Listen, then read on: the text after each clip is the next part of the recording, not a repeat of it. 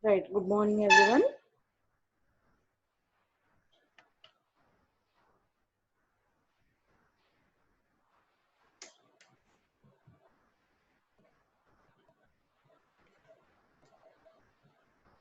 Hello.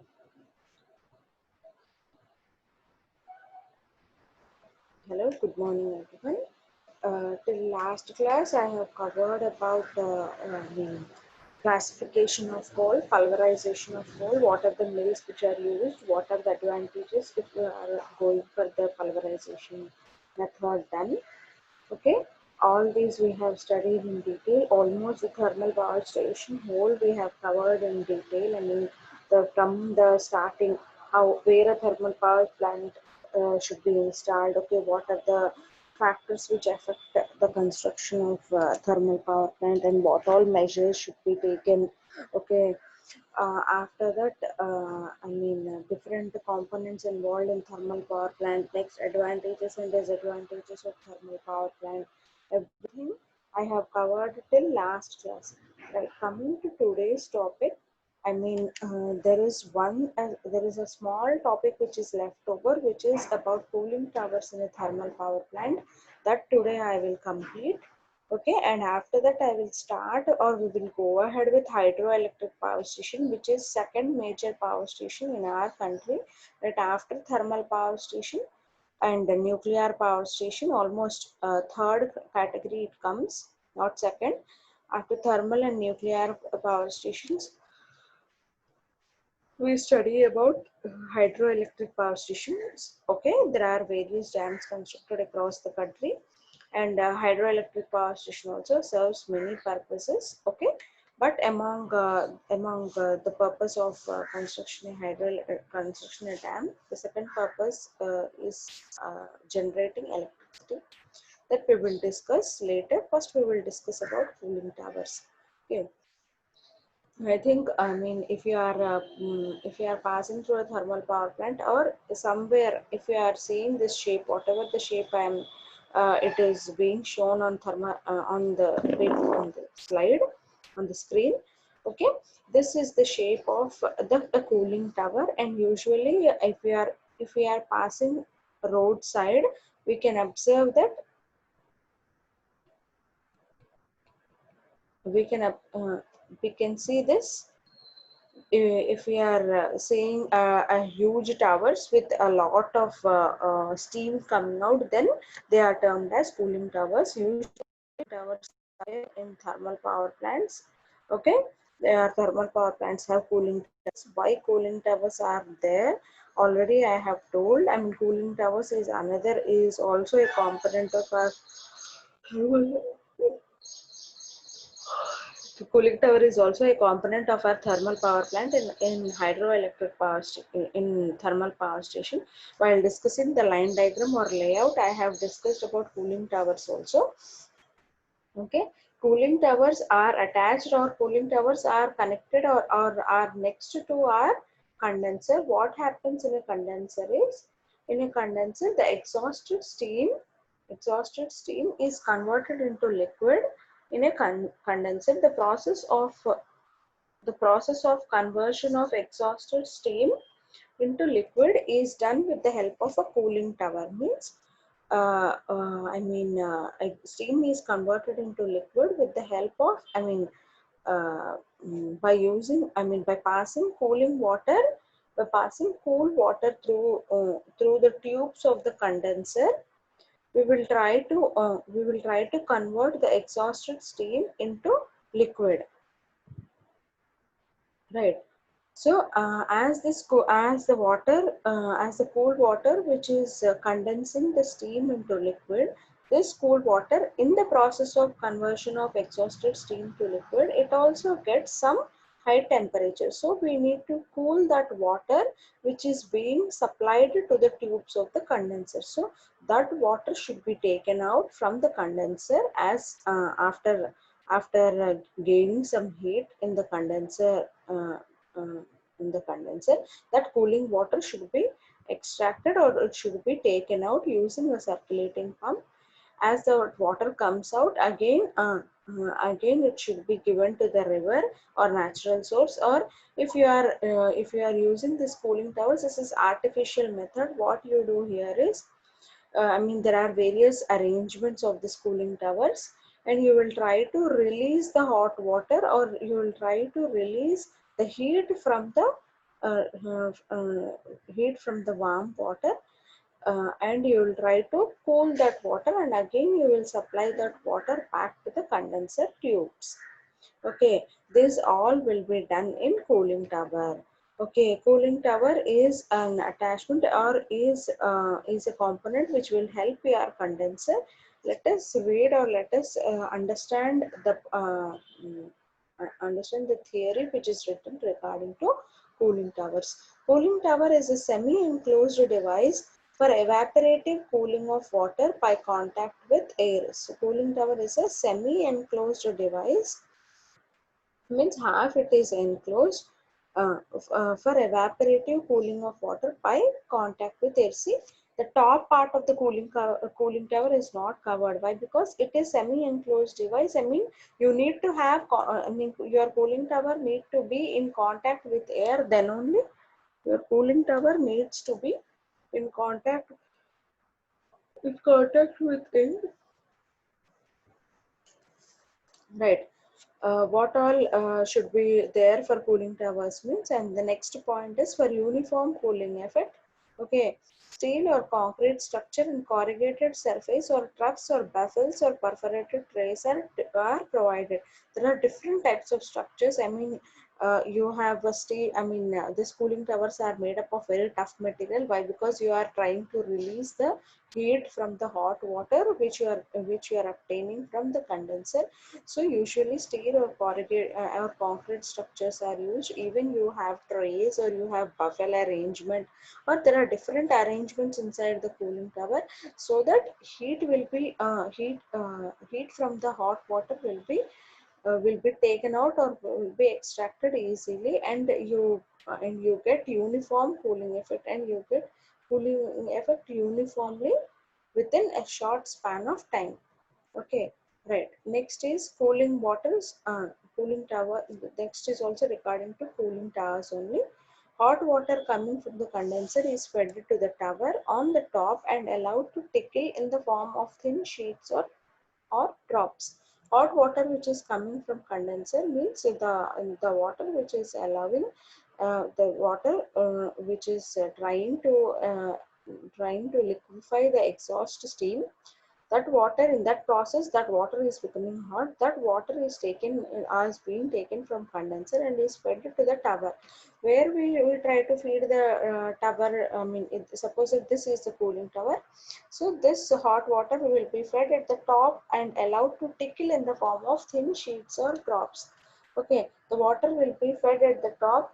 Okay, and it will be allowed to we will try to we will try to sprinkle this hot water in the form of thin sheets or drops. Okay, what happens if the hot water is falling down in the form of thin drops or sheets? What happens is, easily, it comes in contact with air easily, and the temperature of this hot water will reduce or will get down. The air flows from the air flows from bottom of the tower or perpendicular to the direction of water flow, and air exhausts after sufficient cooling. That air flows with the air flows from the bottom of the tower or perpendicular to the direction of water flow. Okay, right. If suppose the water is sprinkling like this, air flows from the bottom of the tower, or air might flow from perpendicular or some other direction. Okay, to the flow of water, and air exhausts after sufficient cooling. Okay, and this air exhausts after sufficient cooling. Draft eliminators are provided at the top of the tower to prevent the escape of water particles along with air. Right. As the hot, as we are getting hot water from the condenser, there are chances that this hot water may be in the form of steam also. Some some hot water may also get converted in the form of steam. So this steam might eliminate into the atmosphere. So in order to avoid this elimination of hot steam, we provide draft eliminators at the top of the cooling towers, so that they escape the water particles along with air. Right. Next is factors affecting the cooling water in a cooling tower. Okay, what are the factors which are affecting the cooling water? Are temperature of the air, humidity of the air, means whatever the air you are allowing to pass through the cooling tower. Okay, the air which is entering from the bottom of the cooling tower. I mean, your cooling tower, your cooling water. Sorry, factors affecting the cooling water, how the water which is uh, passed through the cooling tower, how it will cool down, and on what factors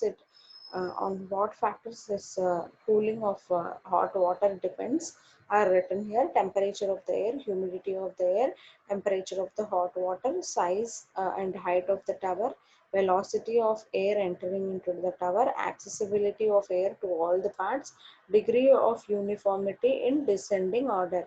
See what happens is, this is the cooling tower arrangement. This is the cooling tower arrangement. Okay, and this part you are leaving. I mean, this part is not covered. I mean, it is open. Okay, you are trying to allow the air from the bottom, or you may try to allow air from the top, whatever the air which you are trying to pass from either bottom or from top. I mean, how the water through the condenser gets cooled down.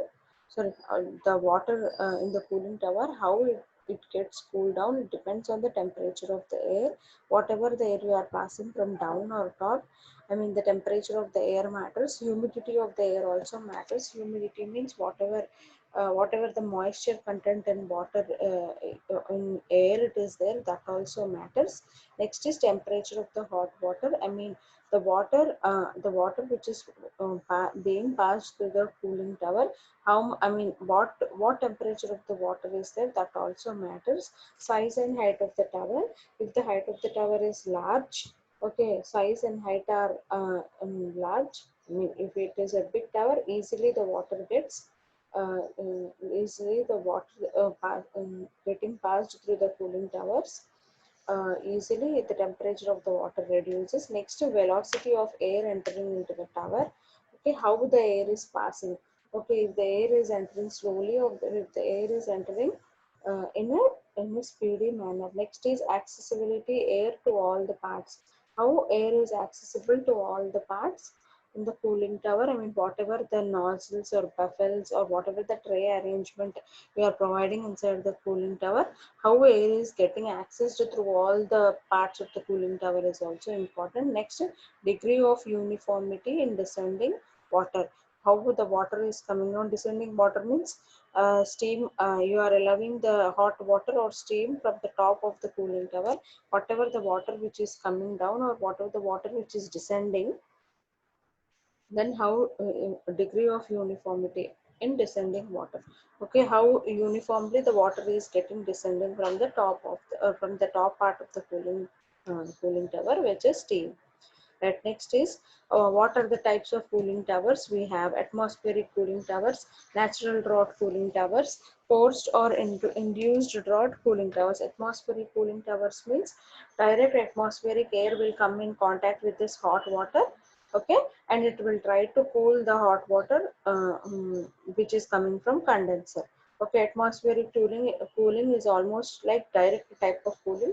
You need not require any additional equipment. Directly whatever the atmospheric air is, I mean, in and around air particles, whatever are there for your cooling tower, that with that air particles only, at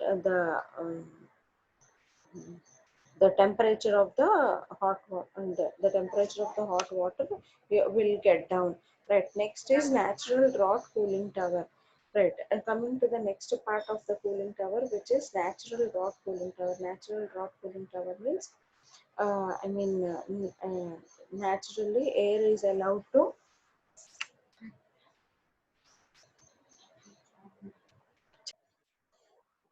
Right.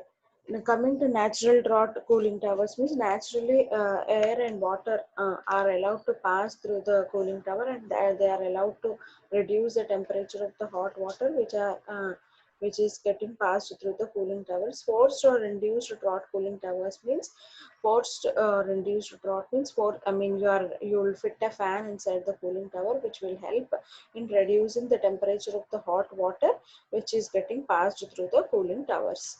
Right. Next is this is atmospheric cooling tower.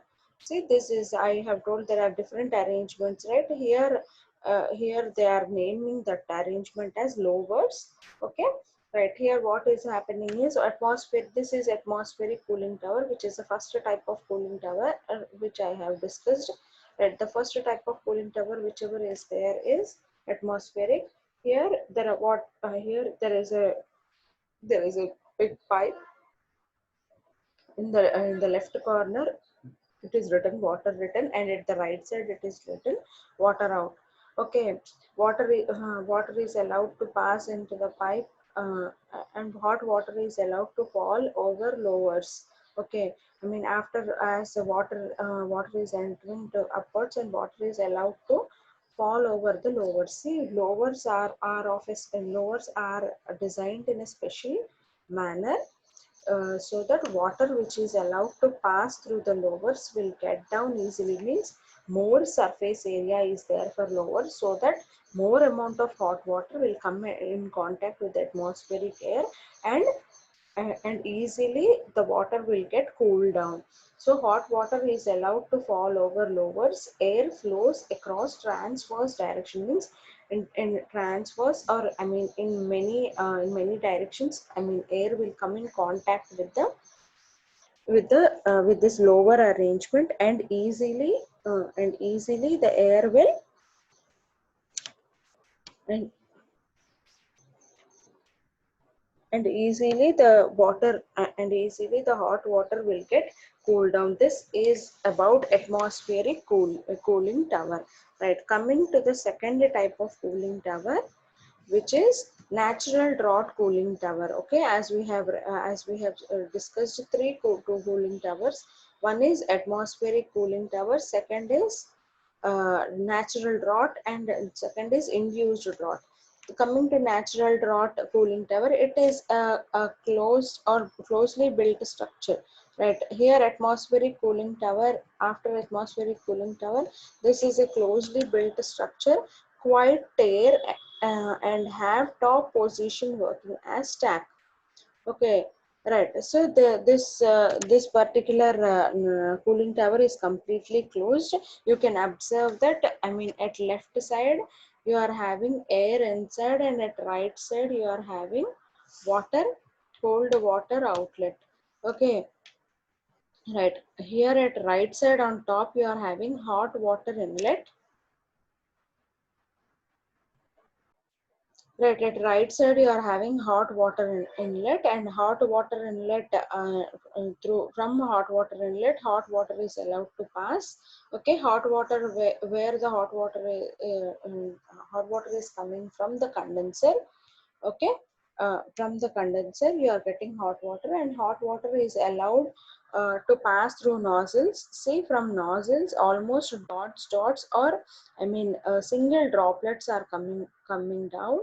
Right, as these droplets are coming down through this process, what happens is as they are coming down, and as the droplets are moving from top to bottom, slowly these droplets will turn into water, and slowly the water gets deposited at the bottom. Okay, or the water gets collected at the bottom, and at right side you are having cold water outlet.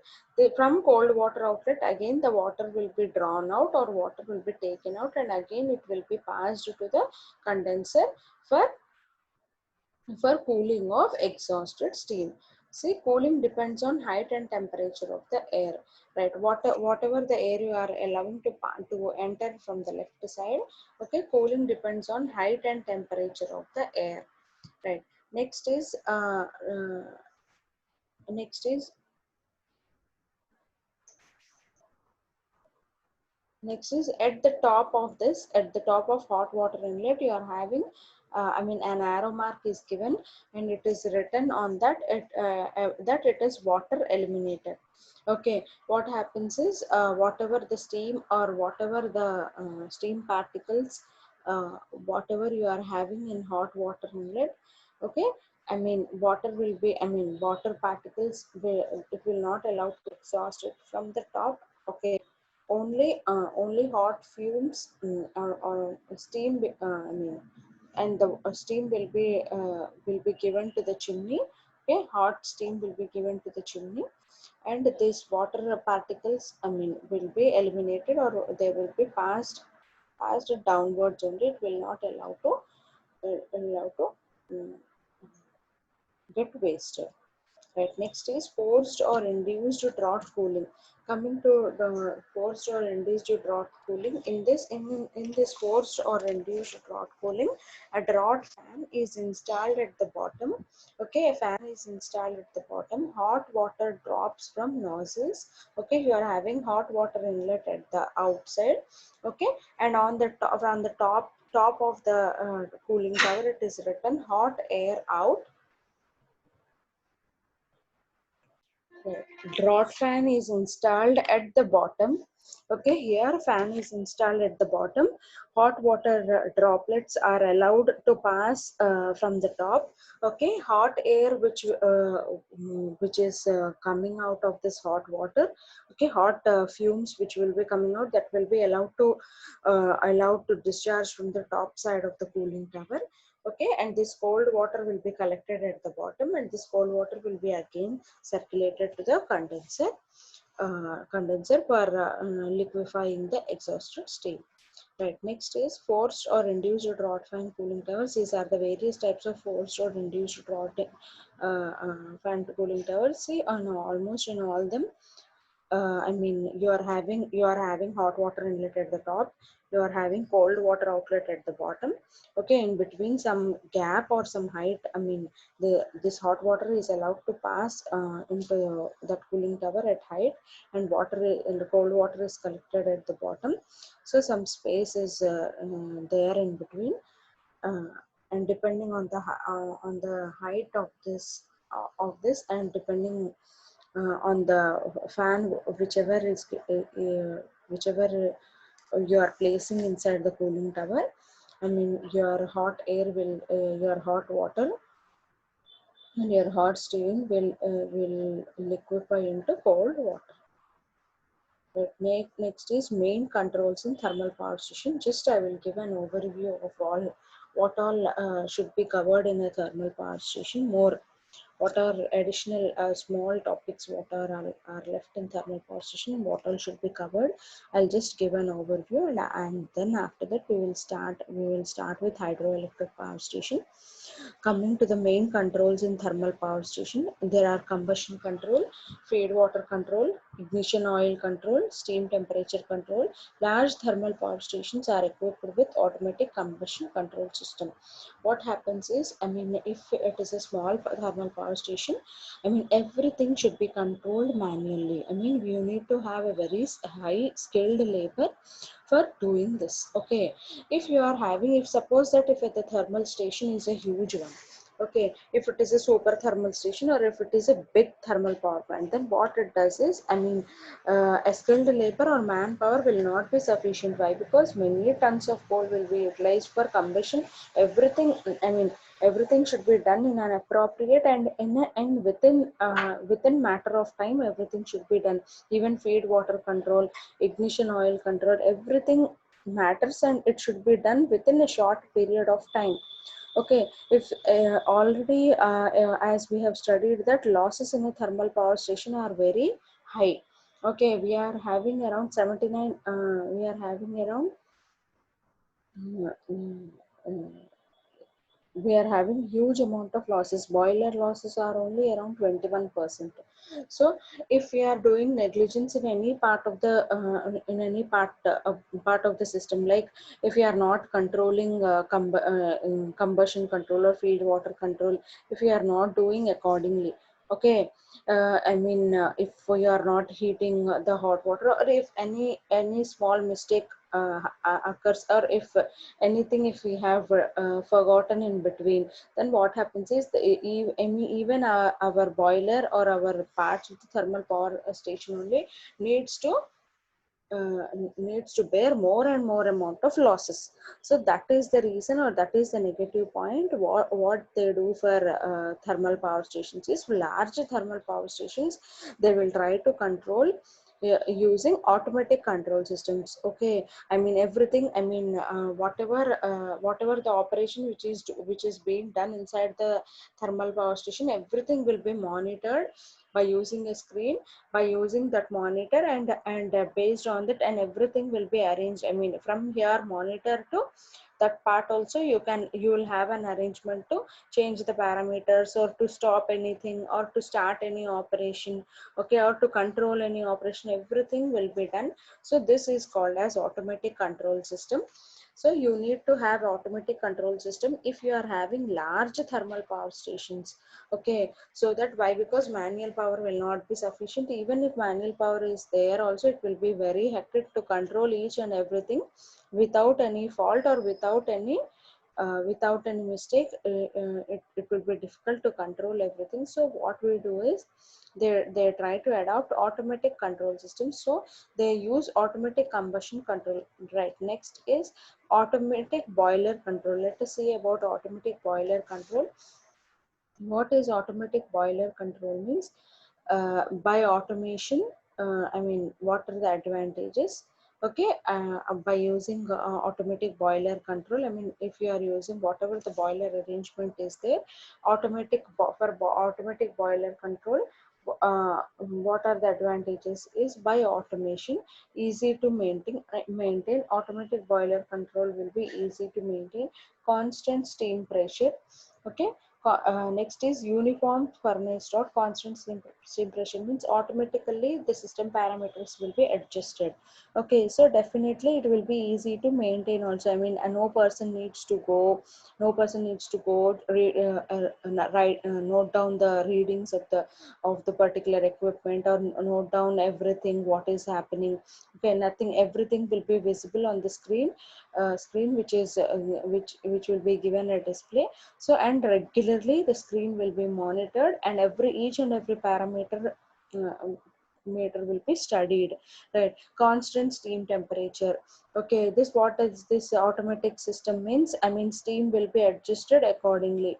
Okay, if the if the steam pressure is less, immediately it will increase the pressure of the steam. Or if suppose steam pressure is a bit high, then again, then also it will be adjusted, or it will be lowered. Okay, next is uniform furnace draught. Okay, whatever the draught, or whatever the air which is drawn from atmosphere, okay, that air, right. Coming to automatic boiler control, uniform furnace draught. Okay, throughout the furnace, whatever the air which is drawn from atmosphere, that also will be maintained properly. Why? Because combustion occurs only if you are having oxygen content. Okay, as directly we cannot supply oxygen, they will try to draw air from the atmosphere, and they'll try to use. Okay, even whatever the air which is drawn from the atmosphere, the humidity in the air, okay, the moisture content, everything will be tested. Okay, and it will be supplied to the boiler furnace. Next, of air and fuel can be regulated. Okay, air is properly supplied, or whatever the air which is supplied for combustion, whether it is sufficient or not. And I mean, supply of fuel according to the power demand. Okay, how much amount of output you require on that day. Based on that, I mean, fuel is drawn properly or not. Uh, uh, I mean, more amount of fuel is not utilized, or less amount of fuel is given, that problem will be solved. Supply of air and fuel can be regulated. Next is changes in steam demand. Okay, whatever the steam which you are requiring, which is getting as output, even your demand for the steam also can be adjusted easily by using automatic boiler control. Okay, if you require more steam as output, definitely Definitely, as this is an automatic control system, definitely changes will be done for more amount of steam. Or if you require, if the demand for steam is reduced, then definitely the usage of coal and air, everything, what all the parameters should be changed, that will be adjusted by this automatic boiler control. So that is the reason. That is the reason for large thermal power stations, automatic control systems are employed. Okay, so that the work will be done in an easier, better, and a smarter way.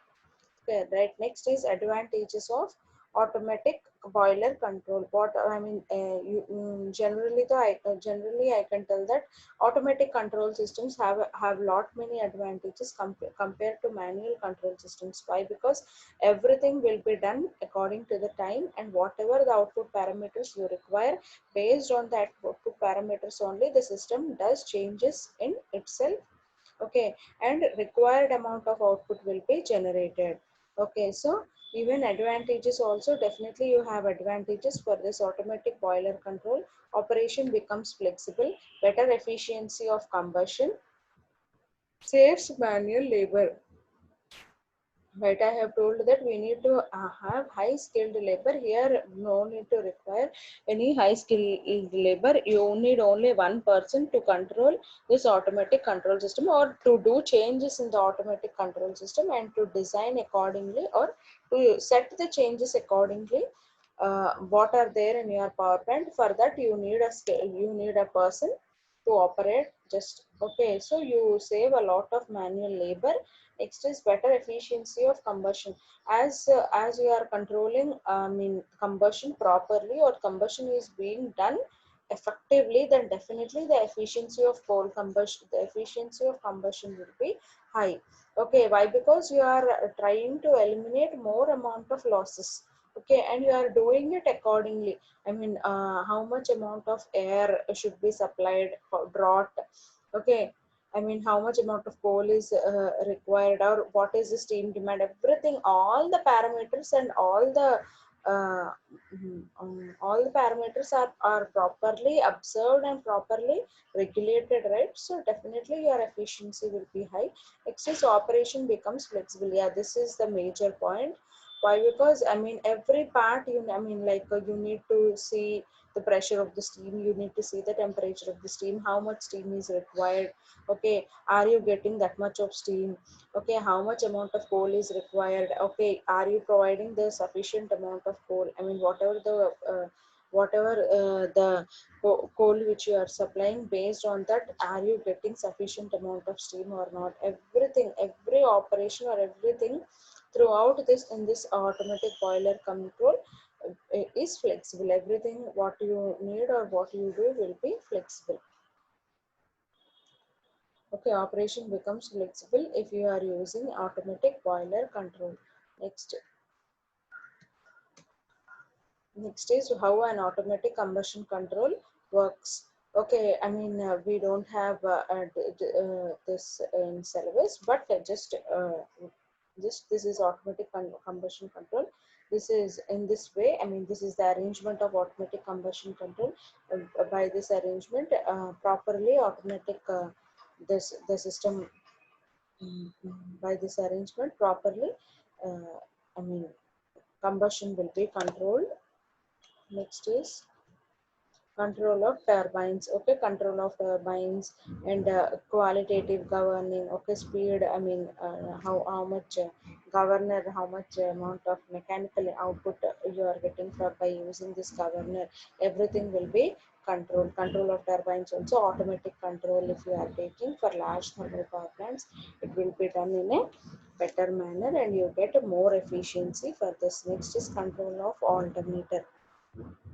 Right. For alternator, what happens is, the increase in load causes the speed of alternator reduced. Constantly, frequency is reduced. It can be controlled by adjusting the turbine speed.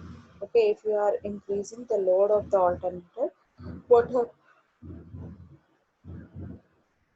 what happens is, whenever the load of the alternator increases, if you are taking more power output from the alternator, obviously the speed of the alternator will become reduced. Whenever the speed of the alternator gets reduced, the frequency of the alternator will also get reduced. It can be controlled by adjusting the turbine speed. So as the frequency of the alternator is getting reduced, okay, it can be controlled by adjusting the turbine speed. If you are increasing the speed of turbine, I mean if you are giving more steam output to your turbine, then definitely the speed of the turbine will increase, and the speed of the alternator in turn increases. Next is control of condenser.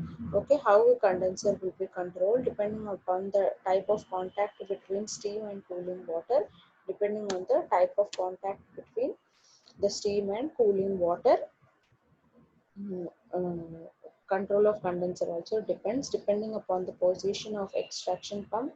Right, you need to have, I mean extraction pump also should do its way, do its work properly, because it should extract the water from the condenser, and it should give it to cooling tower. Again it should draw, and it should draw the water from the cooling tower, and again it should supply to the uh, condenser tubes. Right, the direction of flow of condensate. Okay, I mean direction of flow of condensate, how whatever the condenser, uh, whatever the water which is getting whatever the exhausted steam which is getting which is flowing in the condenser. Okay, depending on the direction of flow of condensate also, the control of condenser depends. Okay, right, these are um, till now. After classification of coal, pulverization of coal, advantages of pulverization of coal, next is different types of cooling towers. We have discussed in detail different types of cooling towers. I have told that there are various types of cooling towers involved. Okay, right, natural atmospheric cooling tower, natural draught cooling towers, artificial draught or induced draught cooling towers. Okay, you are having different types of cooling towers installed in the installed in a power plant. Right, next, right here just after this cooling towers also we have discussed about automatic boiler control. Okay, I have told that automatic control systems are a better option over manual control systems for large types of thermal power plants. Why? Because each and every parameter will be monitored. Okay, monitor, and changes will be uh, um, and changes will be adjusted accordingly. Okay, even the efficiency of the system increases. Not only that, I mean whatever, how much amount of quantity or whatever the required content only will be utilized. Okay, you won't utilize less than the optimum level, or you won't extract more than the optimum level. Right. Next is advantages of automatic boiler control, description of automatic combustion control, control of turbine, alternator and condenser. All are done. All we have discussed till now. Right. Next is what all topics we have covered till now is power generation by using coal, working of thermal power station also we have covered in thermal power plant, how we are generating power by using coal. Next is along with line diagram we have studied in detail working of thermal power plant. Okay, there are various parts involved in thermal power plant. I mean how the efficiency of each part is related. Okay, how the efficiency affects. Okay, and what is the efficiency of the overall system. Everything we have studied till now. Right. Next, I mean in the next class I will discuss in this class I will give an overview about hydroelectric power plant. In the next class I will discuss in detail, or I will start hydroelectric power station. We start explaining hydroelectric power station topic by topic. Here just we will understand what is hydroelectric power station. Okay, we have studied the renewable sources and non-renewable sources.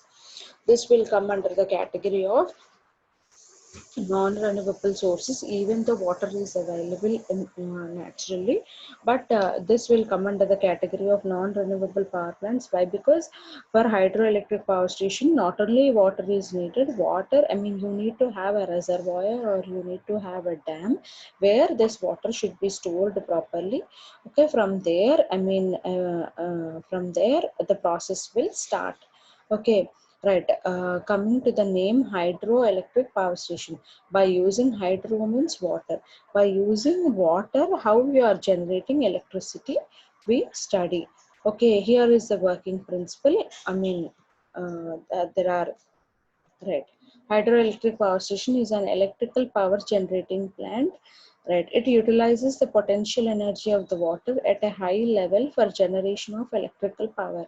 Means, I mean, how water is getting converted into electricity. How, I have told that, I mean, energy will neither be created nor destroyed. Only what we do is we do conversion of energy from one form to another.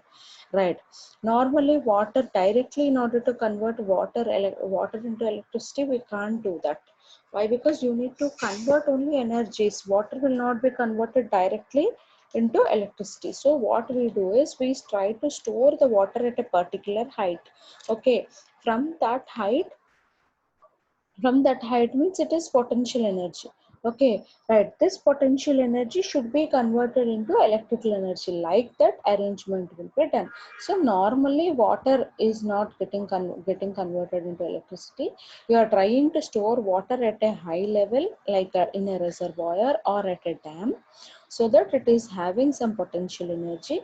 As it is having potential energy, we are trying to do conversion of energy from potential energy to electrical energy, right?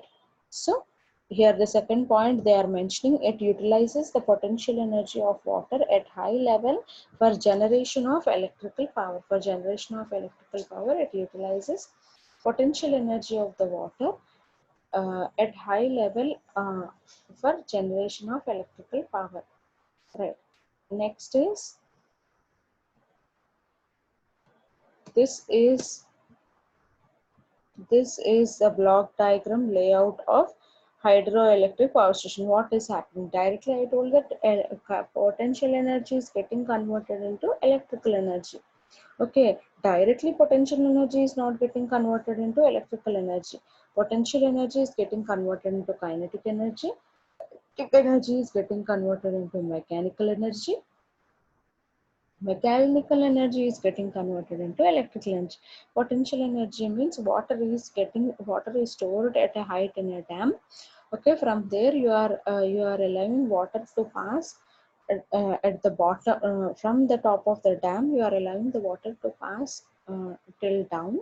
Means you are trying to convert potential energy into kinetic energy, right? And you are focusing this water to fall on the blades of the turbine. Okay, this turbine is converting the kinetic energy into mechanical energy. And this mechanical energy, this turbine, you are giving the output of the turbine to giving the output of the turbine to alternator. Right, your alternator is converting this mechanical energy to electrical energy. This is the process, or this is the phenomenon which is occurring in your hydroelectric power station. Means you are converting one form of energy to another form of energy. From potential to, you are getting kinetic energy. From kinetic energy, it is getting converted to mechanical and then to electrical energy. So in next class we will discuss in detail, or I will explain topic by topic. Okay, I mean, every part of hydroelectric power station. In next class I will discuss in detail. Okay, right. Thank you.